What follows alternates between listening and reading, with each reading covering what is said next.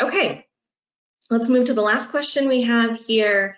And I would just love to know from each of you, what's number one piece of advice or your number one lesson that you've learned in your digital transformation journey?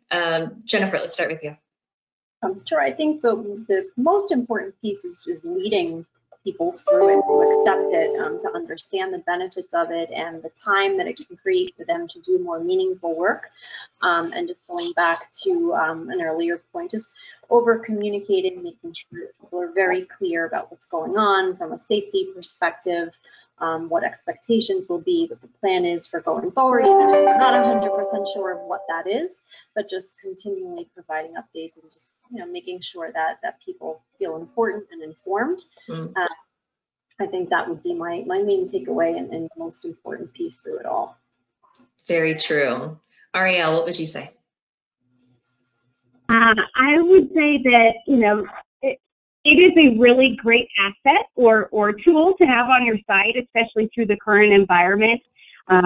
It's very difficult to recruit the organic way, again, such as, hiring events or visiting schools or community centers. So, digital hiring really helps you out in that process. And if you are not set up with the digital, anything digital right now, you don't have to, transition completely, but at least there's a few tools out there that can be really beneficial to you.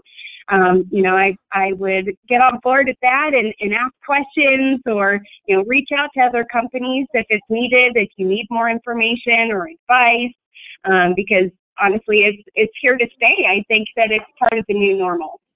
Yeah, and I love what you said about this is really, you transform a little bit at a time. You're never 100% there and 100% done. I mean, this is certainly a journey that everybody's on right now. So thank you, Ariel. Thank you, Jennifer. Thank you, Tim.